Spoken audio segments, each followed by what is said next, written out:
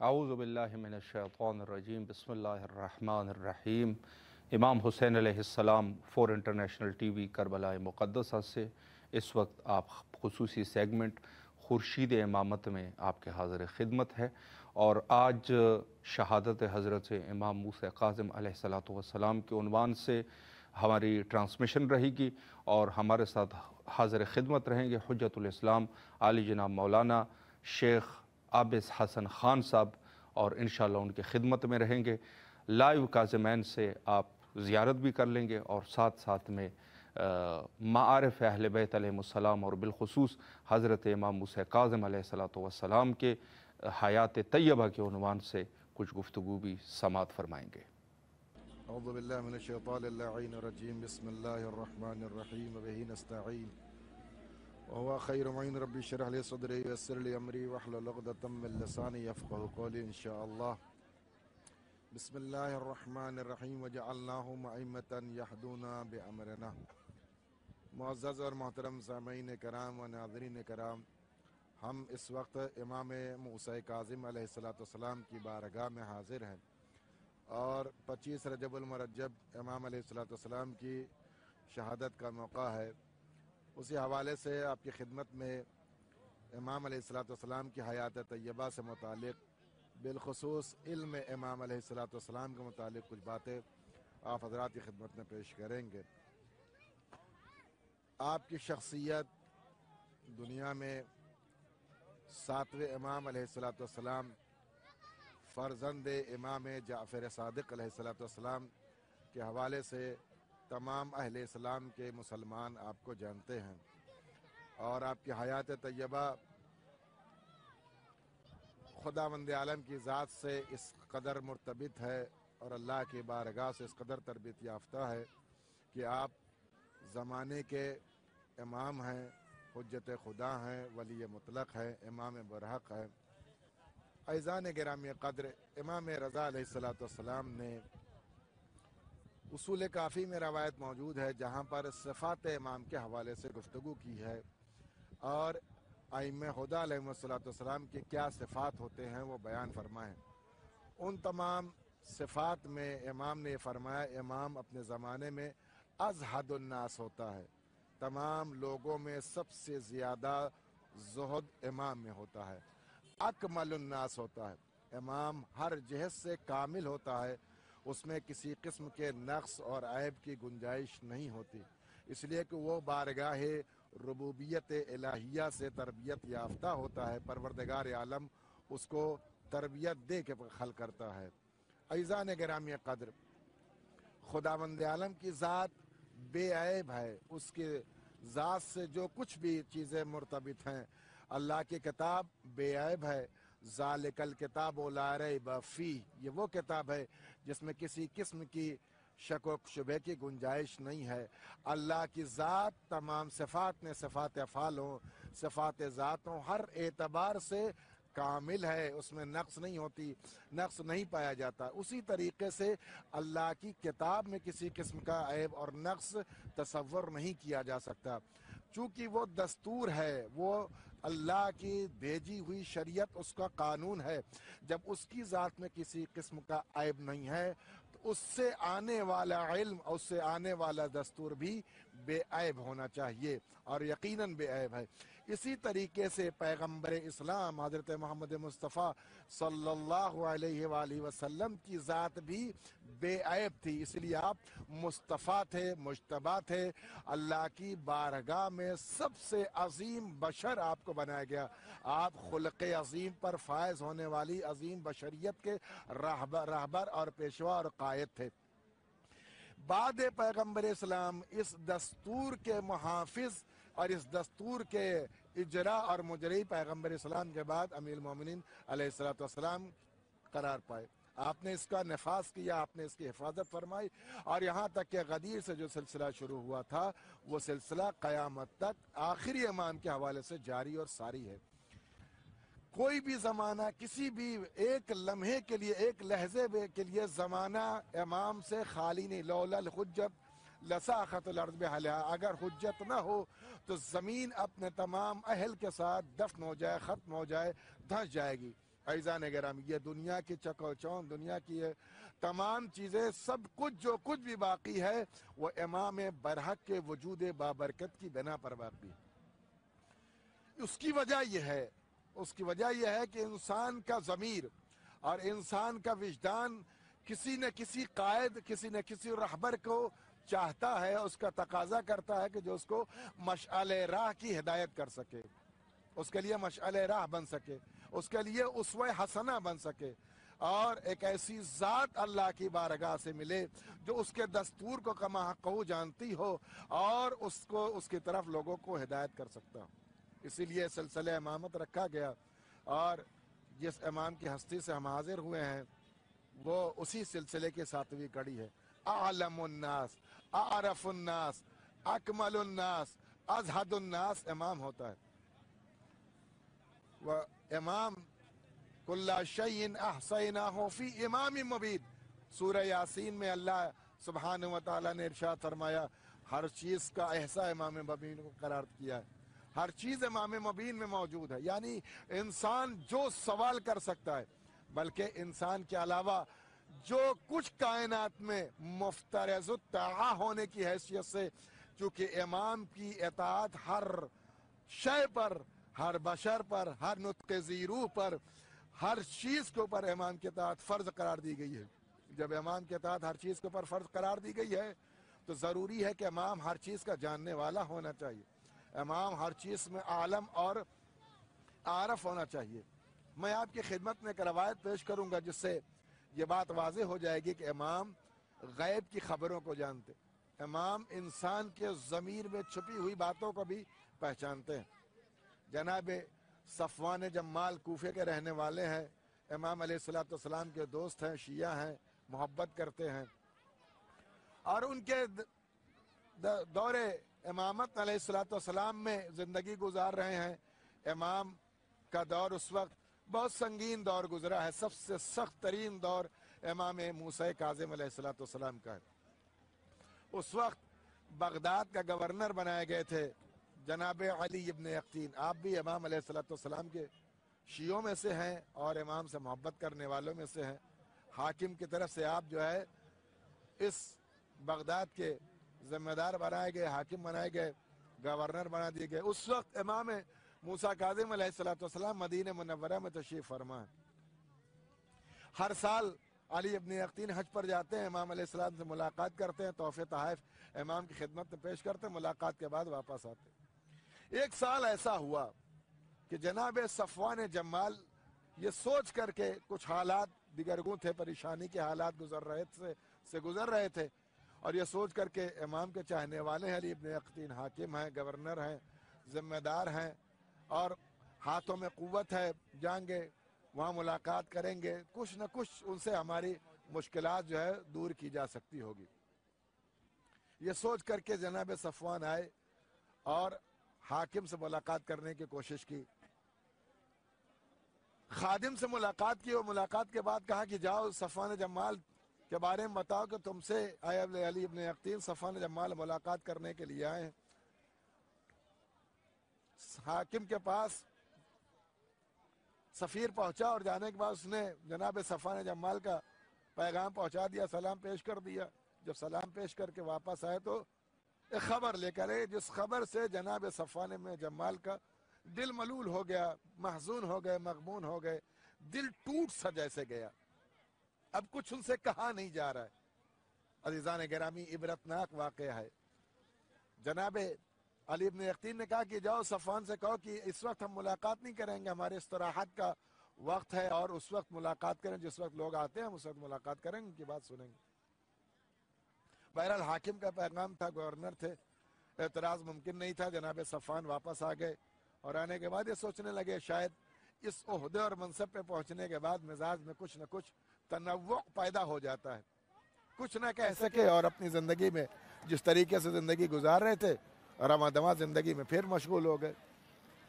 इधर हस्बे दस्तूर जनाब अली इब्न यक़ीन इमाम अलैहिस्सलाम की खिदमत में हज के मौके पर पहुँचे तो इमाम अलैहिस्सलाम ने जब अली इब्न यक़ीन को देखा तो आपने चेहरा मोड़ लिया। अज़ीज़ान गिरामी, बहुत सख्त है اگر زمانے کا امام کسی سے چہرہ موڑ لے، وہ بھی امام کا چاہنے والا ہو، امام کو محب ہو، تو علی ابن یقطین کو یہ رویہ امام علیہ السلام کا بدلا ہوا جب دیکھا تو جناب علی ابن یقطین پریشان ہو گئے اور امام کی خدمت میں عرض کیا، مولا میرے ماں باپ آپ پر قربان ہو جائیں، آخر کیا سبب ہے آپ مجھ سے ناراض ہیں؟ اور آپ کی ناراضگی ہماری عاقبت کو تباہ کر دے گی، ہماری آخرت کو جو ہے نابود کر دے گی۔ اے میرے مولا، اے میرے آقا، کچھ تو بیان فرمائیے۔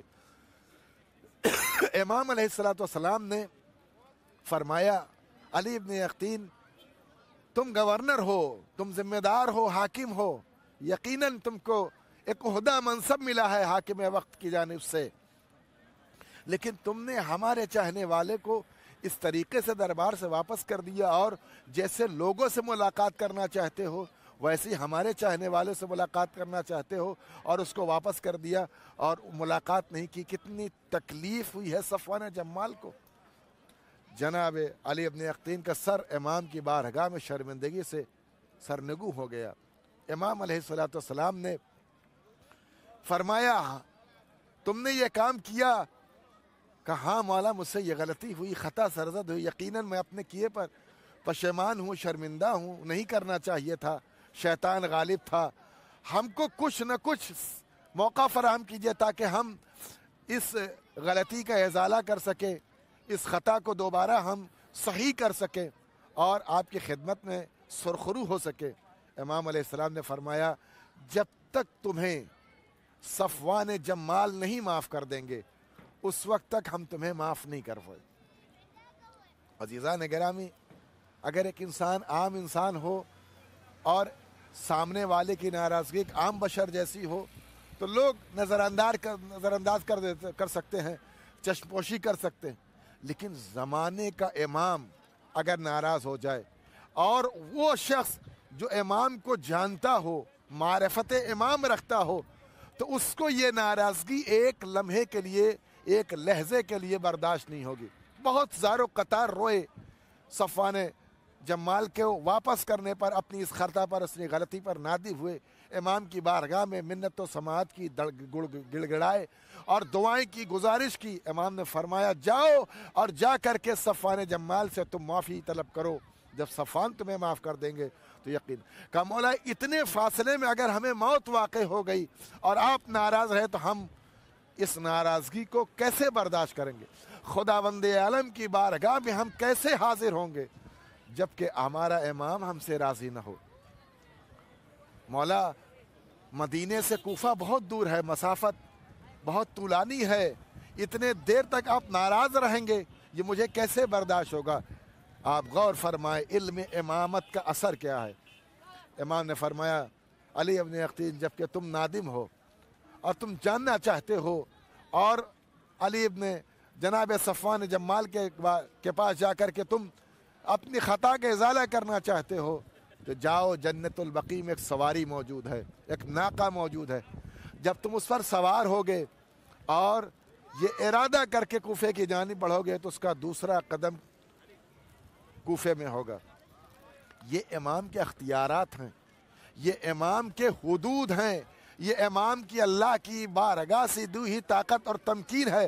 وَجَعَلْنَاهُمْ أَئِمَّةً يَهْدُونَ بِأَمْرِنَا، ہم نے انہیں امام بنایا ہے، یہ ہمارے امر کے تابع اور فرما بردار ہیں، یہ ہمارے امر کے اشارے پر چلتے ہیں، یعنی ان کا خداوند عالم سے بالمباشر رشتہ ہے، رابطہ اور علاقہ ہے، یہ کسی کے محتاج نہیں ہے، یہ زمین کی حدوں کو سمیٹ دیتے ہیں، ان کو اللہ نے اختیارات کل عطا کیے ہیں۔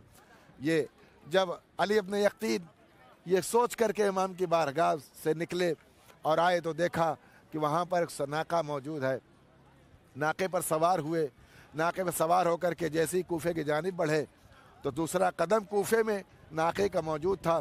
تلاش کرتے ہوئے رات کا سناٹا بڑھتا جا رہا تھا، جناب صفوان ابن جمال کے دروازے تک پہنچ گئے۔ سے پہر رات کا گزر چکا ہے، دق الباب کیا۔ صفوان جمال نے اس وقت سوچا کون ہو سکتا ہے، گھر کے اندر سے آواز دی، علی ابن یقطین نے اپنا نام بیان کیا۔ جناب صفوان جمال اپنی جگہ پر لرزنے لگے، آخر گورنر اور حاکم ذمہ دار شہر ہمارے دروازے پر کیوں کر آیا ہے؟ اس کو کیا ضرورت ہو سکتی، کیا ہم سے کوئی خطا سرزد ہو، ایک معمولی سا انسان اور ہمارے دروازے پر حاکم وقت کیوں آیا ہے؟ یہ سوچ کے دروازہ کھولا، علی ابن یقطین کو پایا، تشریف لائیے، کہا نہیں، ہم تم سے اس لیے تمہارے پاس آئے ہیں کہ ہم اپنی خطا کا ازالہ کر سکیں، اپنے نخوت اور غرور کے اس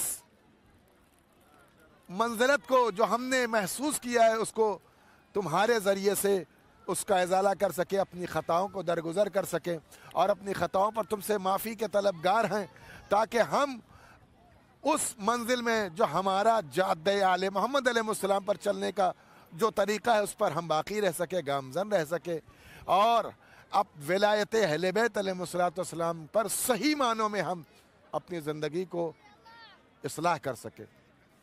عزیزان گرامی، جناب صفوان ابن جمال نے فرمایا کہ میں نے کوئی امام کی خدمت میں آپ کی شکایت نہیں کی، میں نے کوئی آپ کی خدمت کے لیے امام کے بارگاہ میں کوئی شکوہ، کوئی گزارش نہیں کی، آخر آپ نے زحمت فرے کہا، مجھ کو امام نے فرمایا، یہ علم امام ہے کہ اگر امام کا چاہنے والا سچا ساتھی، امام کا سچا محب کسی منزل میں پریشان ہوتا ہے تو اس پریشانی کی خبر سب سے پہلے زمانے کے امام کو ہوتی ہے، تو جب اس پریشانی کی سب سے پہلے خبر زمانے کے امام کو ہوتی ہے تو ہمیں کیا چاہیے؟ دوسروں کے دروازوں کو کھٹکھٹانا چاہیے، دوسروں کے پاس جانا چاہیے؟ نہیں، جب سب سے پہلا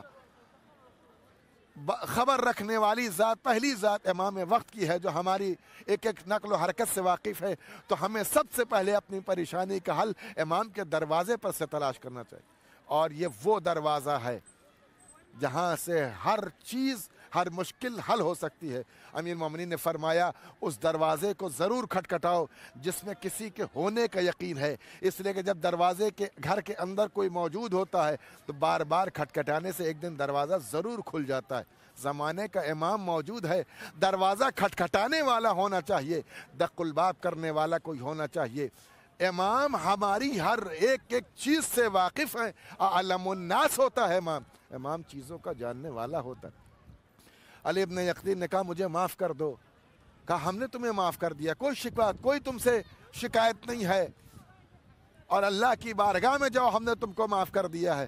کہا نہیں، میں اپنے اس گھمنڈ اور غرور کو بھی تمہارے سامنے آج ہی چھوڑ کر کے جانا چاہتا ہوں، اپنے کبر کو چکنا چور کرنا چاہتا ہوں، اپنی بزرگی کو، اپنی تقصیر اور اپنی خطا کو تمہاری بارگاہ میں چھوڑنا چاہتا ہوں اور ازالہ کرنا چاہتا ہوں۔ کہا پھر کیا کر سکتا ہوں؟ کہا میں زمین پر لیٹتا ہوں، تم اپنے قدموں میں جو نالین ہے اس نالین کو میری زبان پر رگڑ دو تاکہ ہمارے نخوت و غرور کا یہ بت جو ابھرنے والا ہے یہ چکنا چور ہو جائے۔ عزیزان گرامی، یہ اگر کوئی سچا محب توبۃ النصوحہ کی منزل میں آتا ہے تو امام اس کا مددگار ہے، امام اس کے لیے رہبری کرنے کے لیے ہے، امام اس کی ہدایت کے لیے ہے، اور جس کی رہبری امام کر دیں گے، جس کی ہدایت امام کر دیں گے، یقیناً خداوند عالم کی بارگاہ میں وہی بشر سرخرو ہوگا جو انسان امام کو راضی کر لے گا۔ چنانچہ بہت گزارش کے بعد، بہت منت و سماجت کے بعد جناب صفوان جمال نے علی ابن یقطین کے لبوں پر اپنے نالین کو رکھا اور رگڑ دیا۔ اس وقت جناب علی ابن یقطین دوبارہ بلند ہوئے اور شکریہ ادا کی کہ میں آپ کا شکر گزار ہوں کہ ہم کو اس غلطی سے، ہم کو اس گھٹن سے، اس تنگی سے آزاد کر دیا۔ اب میں اللہ کی بارگاہ میں سچے طریقے سے، صدق نیت سے توبہ کرتا ہوں اور اپنے امام کی بارگاہ میں سرخرو ہونے کے لیے دوبارہ رجوع کرتا ہوں۔ جب امام علیہ السلام کی بارگاہ میں دوبارہ آئے اور جب تحفے تحائف امام کی خدمت میں پیش کیے تو اب امام علیہ السلام نے فرمایا علی ابن یقطین جاؤ، اگر تم ہمارے چاہنے والوں کے مددگار رہے، اگر تم ہمارے چاہنے والوں کے ناصر رہے اور ہمارے چاہنے والوں کی حاجتوں کو پورا کرتے رہے تو میں تمہاری زندگی کی ضمانت دیتا ہوں، تمہیں کوئی مقید نہیں کر سکتا، تمہیں کوئی تلوار سے جو ہے نقصان نہیں پہنچا سکتا۔ یہ امام نے ضمانت لی۔ چنانچہ دربار میں بہت سے ایسے جاسوس موجود تھے جو امام کے خلاف تھے اور ان کو کہیں سے یہ خبر نہ تھی کہ علی ابن یقطین تقیے میں زندگی گزار رہے ہیں، وہ حاکم وقت کو نہیں مانتے ہیں، ہارون رشید کو نہیں قبول کرتے ہیں، امام علیہ السلام کی امامت کے قائل ہیں۔ چنانچہ ایک موقع ایسا آیا کہ لوگوں نے شکایت کی کہ جو آپ ہر سال تحفہ اور حلہ پیش کرتے ہیں علی ابن یقطین کو، وہ تحفہ، وہ لباس امام کو، وہ فاخرانہ لباس امام کی خدمت میں پیش کر دی، علی ابن موسیٰ رضا علیہ السلام کی بارگاہ میں پیش کر دیتے ہیں، امام موسیٰ کاظم علیہ السلام کی بارگاہ میں پیش کر دیتے۔ کہا اچھا ایسا ہے؟ کہا بالکل ایسا ہے۔ ہارون رشید نے دوبارہ تحفہ دیا اور جاسوس کو لگا دیا کہ جیسے یہ لباس لے کر کے ہم امام کی مدینے کی جانب بڑھیں، امام کی خدمت میں ہم کو آ کر کے خبر دو، تاکہ یہ عقدہ واضح ہو جائے اور یہ قضیہ جو چھپا ہوا ہے ہم پر واضح ہو جائے کہ علی ابن یقطین کس کے مذہب پر زندگی گزارتے ہیں۔ ادھر جیسے ہی علی ابن یقطین نے اس کو تحفے کو، اس لباس کو خوشبو سے معطر کیا اور اپنے ایک خفیہ خادم کے ذریعے سے امام کی بارگاہ میں روانہ کیا، ادھر امام علیہ السلام نے اپنے بارگاہ سے خادم کو روانہ کیا، تیزی کے ساتھ جاؤ اور علی ابن یقطین کے خادم کو یہ جو ہے رقعہ دے کر کے اسے واپس بھیج دو۔ اس نے لباس کو آگے امام کے علیہ السلام کی خدمت سے وہ رقعہ لیا اور لا کر کے خادم کو دیا اور وہ رقعہ لے کر کے دوبارہ علی ابن یقطین کے پاس آئے۔ اس پہ کچھ امام نے لکھا ہوا تھا کہ یہ لباس اپنے پاس رکھو۔ دوسرا دن آیا، فوراً ہارون رشید نے جناب علی ابن یقطین کو بلایا اور بلانے کے بعد کہا ہم نے جو لباس تمہیں دیا تھا وہ لباس کہاں ہے؟ جناب علی ابن یقطین نے کہا کہ وہ لباس ہمارے صندوق میں موجود ہے، کب لے کر کے آؤ۔ خادم کو دیا اور لباس واپس آ گیا۔ ایک مرتبہ جاسوس کو بلایا گیا، جاسوس سے کہا تم نے تو کہا تھا یہ علی ابن یقطین مدینہ منورہ امام کی خدمت میں لباس بھیجتے ہیں۔ کہا ہاں ایسے ہی ہے۔ کہا یہ لباس تو موجود ہے۔ یہ امام نے جناب علی ابن یقطین کی حفاظت کر کے بتا دیا کہ اگر کوئی ہمارا ہو جاتا ہے تو ہم اس کے ہو جاتے ہیں۔ عزیزان گرامی، دنیا میں سب سے زیادہ اور سب سے عظیم محافظ امام زمان عجل اللہ تعالیٰ فرجہ شریف کی ذات ہوتی ہے۔ اس دور میں بھی ہمارا محافظ امام زمان عجل اللہ تعالیٰ فرجہ شریف کی ذات بابرکت ہے۔ وآخر دعوانا الحمدللہ رب العالمین۔ جی، اس وقت آپ حجت الاسلام علی جناب مولانا شیخ عابد حسن خان صاحب کو سماعت فرما رہے تھے اور علم امام کے عنوان سے گفتگو فرما رہے تھے۔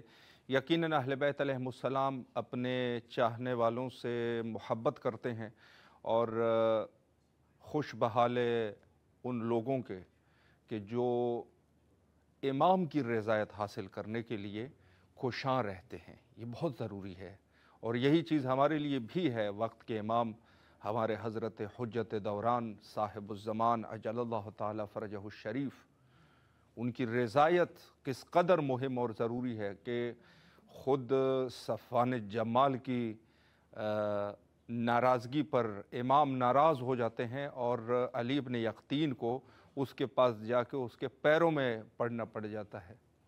یہی ہماری زندگی کا اسلوب ہونا چاہیے اور حجت خدا حضرت امام زمانہ اجل اللہ تعالیٰ فرجہ الشریف کے ظہور کے لیے کثرت سے دعا کیا کیجیے اور ہم بھی دعا کرتے ہیں۔ اللہم عجل لولیک الفرج۔